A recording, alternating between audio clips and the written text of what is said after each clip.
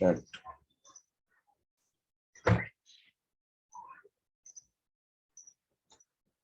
Hello শিক্ষার্থীরা, hello সুপ্রিয় শিক্ষার্থীরা, তোমাদেরকে মতলবজেবী সরকারি পাইলট উচ্চ বিদ্যালয়ের অনলাইন ক্লাসের পক্ষ থেকে আমি আজকের নবম শ্রেণীর ক্লাস দেখার আমন্ত্রণ জানাচ্ছি। সুপ্রিয় শিক্ষার্থীরা, তোমরা নিশ্চয়ই ভালো আছো। তোমরা ভালো থাকো এই কামনা করি। আজকে আমি নবম শ্রেণীর শিক্ষার্থীদের সাথে ক্লাস নিতে যাব। আজকের আলোচনার বিষয়, তার আগে আমি আমার পরিচয় দিয়ে যাচ্ছি।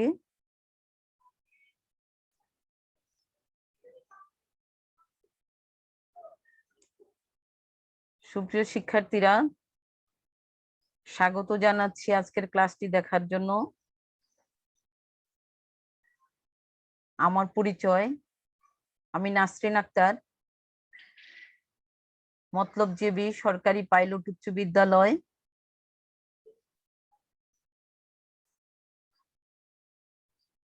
মতলব দক্ষিণ, চাঁদপুর। সুপ্রিয় শিক্ষার্থীরা, আজকের পাঠের সাথে আমরা পরিচয় করে নিই, পরিচিত হয়ে নিই। আজকের পাঠ পরিচিতি, বিষয় বাংলা প্রথম, নবম শ্রেণী। সুপ্রিয় শিক্ষার্থীরা, আজকের আলোচ্য পাঠ হচ্ছে আমার পরিচয়। সব্যসাচী লেখক সৈয়দ শামসুল হকের লেখা। আশা করি কবিতাটি অনেক ভালো লাগবে তোমাদের। তোমরা মনোযোগ সহকারে ক্লাসটি দেখো এবং বুঝার চেষ্টা করো। সুপ্রিয় শিক্ষার্থীরা, এই পর্যায়ে আমরা একজন বিশেষ ব্যক্তিকে দেখতে পাচ্ছি, যার পরিচয় কি তোমরা জানো? উনি হলেন আমাদের সব্যসাচী লেখক, প্রখ্যাত সাহিত্যিক সৈয়দ শামসুল হক। আমরা এক এক করে কবি শামসুল হকের জীবনীটা জানবো। প্রথমেই তার জীবনের সাথে আমরা আগে পরিচিত হয়ে নেই। সুপ্রিয় শিক্ষার্থীরা, এ পর্যায়ে সব্যসাচী লেখক সৈয়দ শামসুল হকের জন্ম সম্পর্কে আমরা অবগত হব।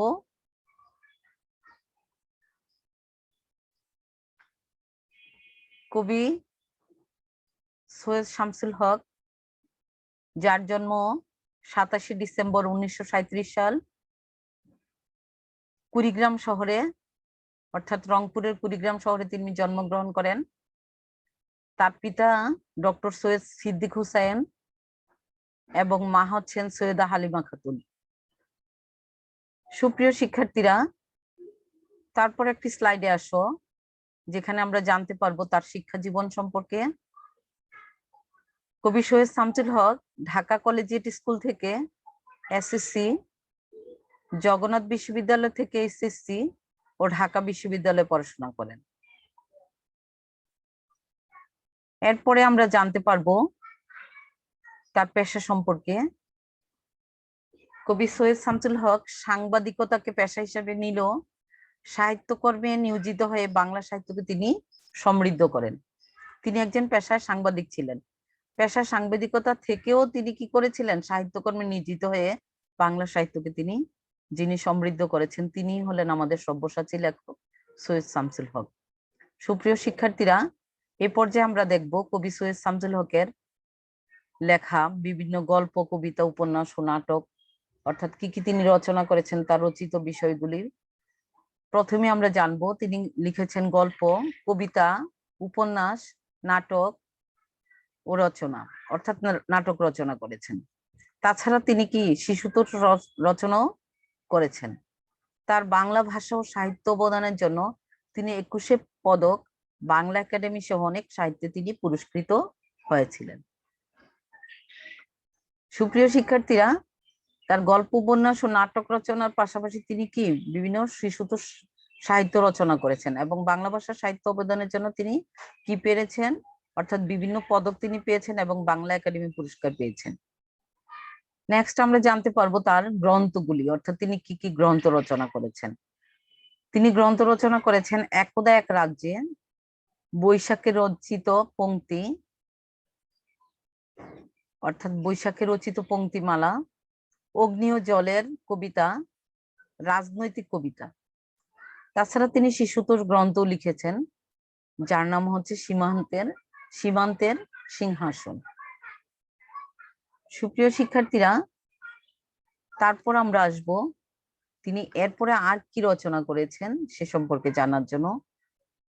এরপরে দেখো তিনি লিখেছেন আরো কিছু লেখা আছে। গল্প, শীত বিকেল, রক্ত গোলাপ, আনন্দের মৃত্যু, জলের সুরির গল্প।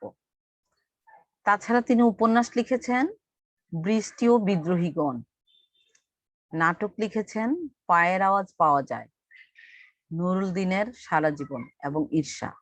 অর্থাৎ আমরা আগের স্লাইডে দেখে আসছিলাম কি তিনি গল্প, কবিতা, উপন্যাস ও নাটক রচনা করেছেন এবং শিশুতোষ গ্রন্থ তিনি রচনা করেছেন।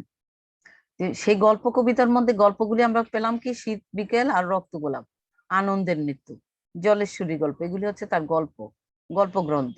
আর তিনি যেসব উপন্যাস গ্রন্থ রচনা করেছেন সেগুলি হচ্ছে বৃষ্টি ও বিদ্রোহীগণ, এটা হচ্ছে তার উপন্যাস গ্রন্থের নাম। তাছাড়া তিনি নাট্য গ্রন্থ রচনা করেছেন, সেই নাট্য গ্রন্থের নাম হচ্ছে কি পায়ের আওয়াজ পাওয়া যায়, আর হচ্ছে নুরুল দিনের সারা জীবন এবং ঈর্ষা। সবশেষে আমরা জানতে পারবো এই মহান কবির মৃত্যু, যিনি 27শে সেপ্টেম্বর 2016 সালে মৃত্যুবরণ করেন। সুপ্রিয় শিক্ষার্থীরা, তিনি 27শে ডিসেম্বর জন্মগ্রহণ করেন 1937 সালে, আবার 27শে সেপ্টেম্বর তিনি মৃত্যুবরণ করেন 2016 সালে। সুপ্রিয় শিক্ষার্থীরা, এতক্ষণ আমরা সব্যসাচী লেখক কবি সৈয়দ শামসুল হকের জীবনী নিয়ে আলোচনা করলাম, তার জন্ম মৃত্যু, তিনি কি কি কর্মে নিয়োজিত, তার বিভিন্ন রচনাবলী সম্পর্কে আমরা জানতে পারলাম। আশা করি এগুলি ভালোভাবে তোমরা শিখবে এবং শেখার চেষ্টা করবে। সুপ্রিয় শিক্ষার্থীরা, এ পর্যায়ে আমরা তার লেখা কবিতার দিকে আমরা এগোবো। তোমরা কি দেখতে পাচ্ছ প্রথমে একটি স্লাইড, যে স্লাইডটি প্রকৃতির ধরিত্রীর অপরূপ রূপে রূপায়িত প্রকৃতি, সে হচ্ছে আমাদের বাংলাদেশের প্রকৃতি। সবুজ শ্যামল এই দেশ, সবুজ শস্য শ্যামল এই দেশের প্রকৃতি অত্যন্ত সুন্দর। সেই সুন্দর দেশের একটি প্রকৃতি, নদী এবং প্রকৃতির রূপময় একটি বাংলার ছবি। কবি এই কবিতাকে এই স্লাইডের মাধ্যমে তিনি বলতে চেয়েছেন, আমি জন্মেছি বাংলায়। পরের স্লাইডে দেখো, পরের স্লাইডে আমরা কি দেখতে পাচ্ছি, কতগুলি অক্ষর দেখতে পাচ্ছি, বাংলা অক্ষর। সে অক্ষরের মাধ্যমে তিনি বলতে পারেন, তিনি বলতে চেয়েছেন, আমি বাংলায় কথা বলি।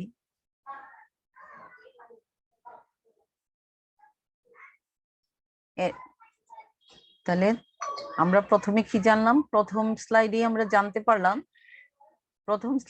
জানতে পেরেছি আমি জন্মেছি বাংলায়। অর্থাৎ আমি বাংলাদেশে জন্মগ্রহণ করেছি। আবার কবি কি বলতে চেয়েছেন, আমি বাংলায় কথা বলি, অর্থাৎ আমি যেমন বাংলাদেশে জন্মগ্রহণ করেছি তেমনি আমার ভাষা বাংলা, আমি বাঙালি, আমার ভাষাও বাংলা, সুতরাং আমি বাংলায় কথা বলি। তারপরের স্লাইডে কবি দেখিয়েছেন একটা আলপথ, যে আমি বাংলার আলপথ দিয়ে 1000 বছর চলি, অর্থাৎ বাংলার আলপথ দিয়ে কি করি, 1000 বছর চলি। 1000 বছর দিয়ে, আলপথ হচ্ছে জমির সীমানা পথ, এখানে 1000 বছর ধরে বাঙালি জাতির পথ চলার কথা বলা হয়েছে। এখানে 1000 বছর ধরে বলতে কি বোঝানো হয়েছে, যে বাঙালি জাতির পথ চলার কথা বলা হয়েছে। তারপর দেখো নেক্সট স্লাইডে আমরা আসব। নেক্সট স্লাইডে আমরা দেখতে পাচ্ছি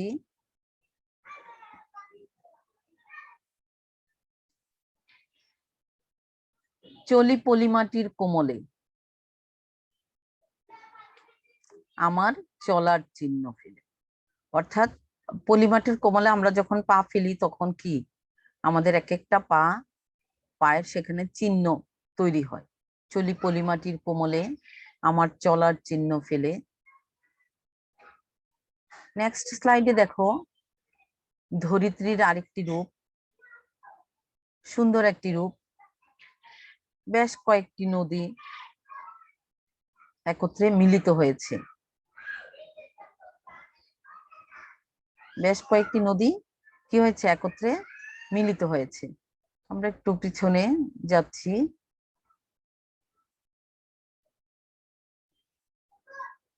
আচ্ছা, তারপর আমরা স্লাইডে ফিরছি।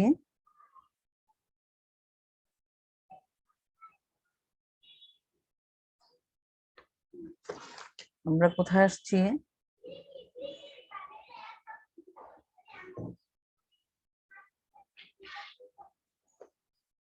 আমরা স্লাইডে ফিরেছি যে ধরিত্রীর একটা সুন্দর রূপ, যেখানে অনেক নদীর মিলনস্থল এবং প্রকৃতির একটি ধরিত্রী রূপ। সেখানে আমরা তার আগের লাইন পেয়েছিলাম কি, যে চলি পলিমাটির কোমলে আমার চলার চিহ্ন ফেলে। আর এই স্লাইডে আমরা পেলাম 1300 নদী শুধায় আমাকে, কোথা থেকে তুমি এলে। আমি পিছনে যাচ্ছি। কবিতাটার প্রথম লাইন ছিল কি, আমি জন্মেছি বাংলায়, আমি বাংলায় কথা বলি, আমি বাংলার আলপথ দিয়ে হাজার বছর চলি, চলি পলিমাটির কোমলে আমার চলার চিহ্ন ফেলে, 1300 নদী শুধায় আমাকে, কোথা থেকে তুমি এলে। যখন 1300 নদী কবিকে শুধায় কোথা থেকে তুমি এলে, দেখো কবি কি বলেন পরের স্লাইডে। কবি কি বলছেন? কবি বলছেন আমি তো এসেছি। আমরা কি দেখতে পাচ্ছি? একটা স্লাইড দেখতে পাচ্ছি। আর এই স্লাইডের এগুলি হচ্ছে কি, এগুলি হচ্ছে চর্যাপদ। অর্থাৎ কবি জবাব দিচ্ছেন যে আমি তো এসেছি চর্যাপদের অক্ষরগুলি থেকে। কোথা থেকে এসেছেন কবি? চর্যাপদের অক্ষরগুলো থেকে। এই চর্যাপদ হচ্ছে বাংলা ভাষা সাহিত্যের প্রথম নিদর্শন। চর্যাপদটা হচ্ছে কি বাংলা ভাষা ও সাহিত্য ও ঐতিহ্যের প্রথম নিদর্শন। হরপ্রসাদ শাস্ত্রী নেপাল থেকে চর্যাপদের পাণ্ডুলিপি উদ্ধার করেন। 600 শতক থেকে 1100 শতকের মধ্যে পদগুলো কি হয়েছে, রচিত হয়েছে। এই পদগুলোর মধ্যে প্রাচীন বাংলার অতি সাধারণ মানুষের প্রাণময় জীবন চিত্র ফুটে উঠেছে। আর এগুলি ছিল কি চর্যাপদ। এগুলি ছিল কি চর্যাপদ। কবি বলেছেন আমি তো এসেছি চর্যাপদের অক্ষরগুলি থেকে। নেক্সট স্লাইডে দেখো, নেক্সট স্লাইডে হচ্ছে আমি তো এসেছি। কবির আরো প্রশ্নের উত্তর, কবি একটার পর একটা প্রশ্নের উত্তর দিয়ে গেছেন। আমি তো এসেছি সওদাগরের ডিঙ্গার বহর থেকে। সওদাগরের ডিঙ্গার বহর হচ্ছে মঙ্গল কাব্যে চাঁদ সওদাগরের বাণিজ্যের কথা বলা হয়েছে। মঙ্গল কাব্যে কি চাঁদ সওদাগরের বাণিজ্যের কথা বলা হয়েছে। কবি আমাদের ব্যবসা বাণিজ্যের ঐতিহ্য বোঝাতে এই লোক কাহিনীর মানে ব্যবসা বাণিজ্যের ঐতিহ্য বোঝাতে গিয়ে তিনি কি করেছেন, এই লোক কাহিনীর আশ্রয় গ্রহণ করেছেন। অর্থাৎ চাঁদ সওদাগর তিনি যে ডিঙ্গা দিয়ে বাণিজ্যে গিয়েছিলেন সেই বাণিজ্যের কথা বলা হয়েছে, সেই সওদাগরের সেই ডিঙ্গার বহরের কথা বলা হয়েছে। আচ্ছা, তার নেক্সট স্লাইডে আমরা যাব। নেক্সট স্লাইডে হচ্ছে আমি তো এসেছি কৈরবতের বিদ্রোহী গ্রাম থেকে। কবি আরো বলেছেন আমি তো এসেছি কৈরবতের বিদ্রোহী গ্রাম থেকে। সুপ্রিয় শিক্ষার্থীরা, আজকের আলোচ্য বিষয় কিন্তু প্রথম 10 লাইনের। সেখানে আমরা আসছি যে আমি তো এসেছি কৈরবতের বিদ্রোহী গ্রাম থেকে। এই কৈরবত বিদ্রোহ হচ্ছে কি একাদশ শতক থেকে আনুমানিক 1070 থেকে 1077 খ্রিস্টাব্দ মহিপালের বিরুদ্ধে অনন্ত সামন্ত নেতা ছিল মহিপালের বিরুদ্ধে অনন্ত সামন্ত চক্র মিলিত হয়ে যে বিদ্রোহ করেন তাই আমাদের ইতিহাসে কৈরবত বিদ্রোহ নামে পরিচিত। অর্থাৎ আমরা জানবো যে কৈরবত বিদ্রোহটা কি। আমি তো কবি বলেছেন আমি তো এসেছি কৈরবতের বিদ্রোহী গ্রাম থেকে, তাহলে কৈরবত বিদ্রোহ কি সেটা আমাদের জানা দরকার। আর এই কৈরবত বিদ্রোহ হচ্ছে কি যে আনুমানিক 1070 থেকে 1077 খ্রিস্টাব্দে মহিপালের বিরুদ্ধে অনন্ত এবং সামন্ত মিলে তারা কি করছিল, মিলিত হয়ে যে বিদ্রোহ করেন তাই ইতিহাসে কৈরবত বিদ্রোহ নামে পরিচিত ছিল, খ্যাত ছিল। এই বিদ্রোহের নেতা ছিলেন কৈরবত সম্প্রদায়ের লোক। এই বিদ্রোহের নেতা কে ছিলেন? কৈরবত সম্প্রদায়ের লোক। তার নাম ছিল দিব্য বা দিবক। তার নাম ছিল কি? দিব্য বা দিবক।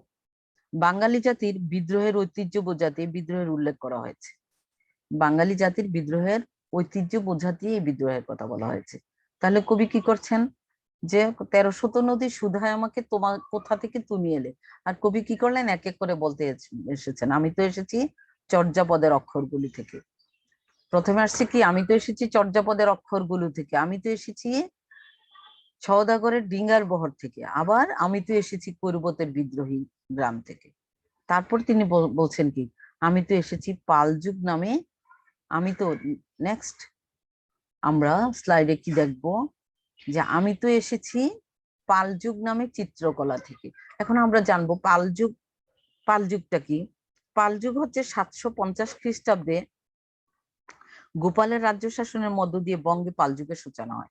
পাল যুগ 750 খ্রিস্টাব্দে গোপালের রাজ্য শাসনের মধ্য দিয়ে পাল যুগের সূচনা হয়। তারপর 400 বছর পাল বংশের রাজত্ব টিকে ছিল। আমাদের দেশে কি 400 বছর পাল বংশের রাজত্ব টিকে ছিল। এই সময় শিল্প সাহিত্যের অসামান্য বিকাশ সাধিত হয়। এ সময় কি হয়? শিল্প সাহিত্যের অসামান্য বিকাশ সাধিত হয়। চিত্রকলায় এই সময়ের কি হয়? সমৃদ্ধি লক্ষ্যযোগ্য। কবি আমাদের শিল্পের সমৃদ্ধ ঐতিহ্য বোঝাতে পাল যুগের চিত্রকলার উল্লেখ করেছেন।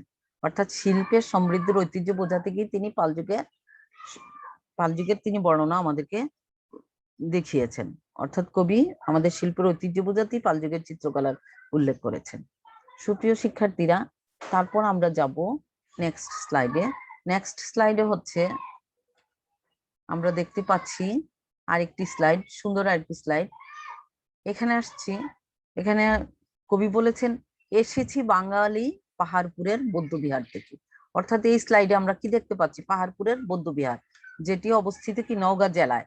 পাহাড়পুরের বৌদ্ধবিহার, এই পাহাড়পুরের বৌদ্ধবিহার অর্থাৎ বর্তমান নওগাঁ জেলার বদলগাছি থানায় পাহাড়পুর গ্রামে এই প্রাচীন বিহার অবস্থিত। 1879 সালে স্যার কানিংহাম এই বিশাল কীর্তি আবিষ্কার করেন। অর্থাৎ এই কীর্তিটা কি আবিষ্কার করেন? 1879 সালে স্যার কানিংহাম এই বিশাল কীর্তি আবিষ্কার করেন। দ্বিতীয় পাল রাজা শ্রী ধর্মপাল দেব, যার রাজত্বকাল ছিল 777 থেকে 810 খ্রিস্টাব্দ, এই বিশাল বিহার তিনি তৈরি করেছেন। একে সোমপুর বিহারও বলা হয়। একে কি বলা হয়? সোমপুর বিহারও বলা হয়। অর্থাৎ এটা হচ্ছে কি পৃথিবীর সবচেয়ে বড় বিহারগুলোর মধ্যে এটি অন্যতম। কবি আমাদের প্রত্নতত্ত্ব ঐতিহ্যের পরিচয় করতে গিয়ে পাহাড়পুরের বৌদ্ধ বিহার উল্লেখ করেছেন।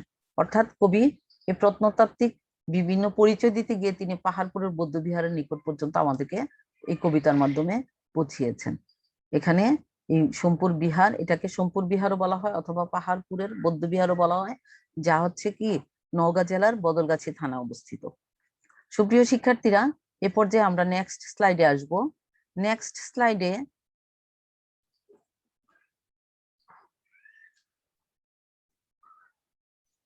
এসেছি বাঙালি পাহাড়পুরের কোথা থেকে? বৌদ্ধ বিহার থেকে।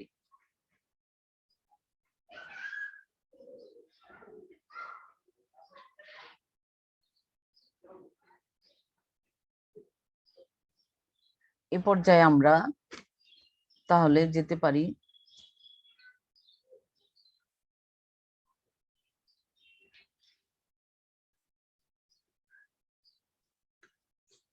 এখানে। আমি একক কাজ দিয়েছি, তাহলে একক কাজের আগে আমি একটু পিছনে যাব।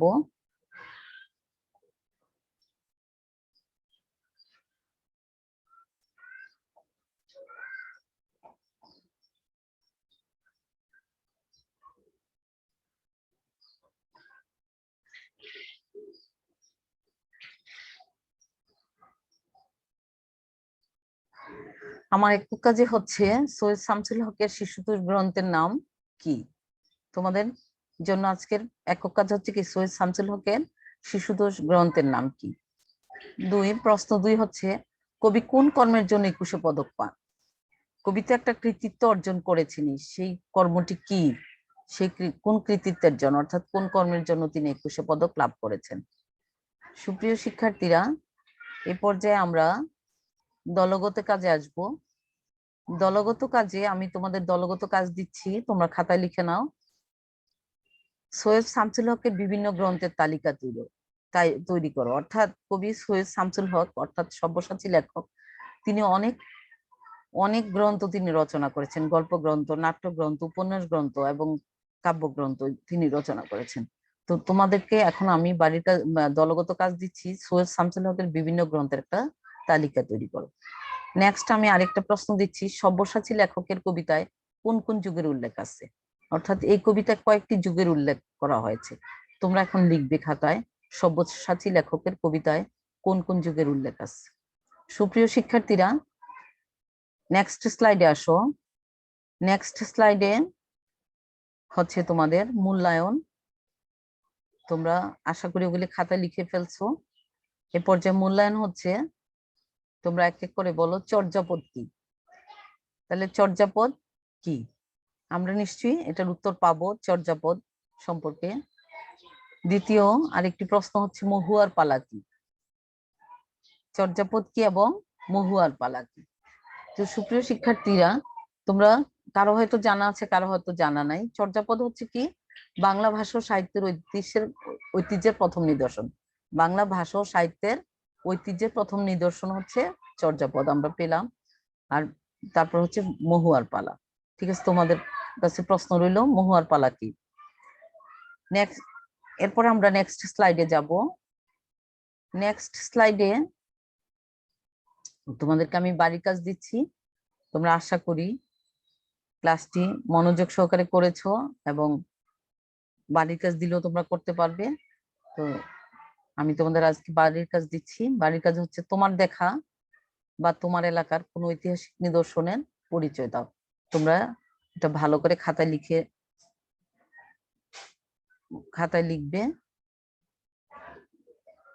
ঠিক আছে শিক্ষার্থীরা, তাহলে তোমার দেখা বা তোমার এলাকার কোন ঐতিহাসিক নিদর্শনের পরিচয় দাও, অর্থাৎ তোমরা খাতায় লিখবে। সবশেষে তোমাদেরকে আমি এই সুন্দর সব্যসাচী লেখকের এই সুন্দর কবিতাটির একটু আবৃত্তিটি শোনাতে চাই। তোমরা খুব মনোযোগ সহকারে আবৃত্তিটি শুনবে।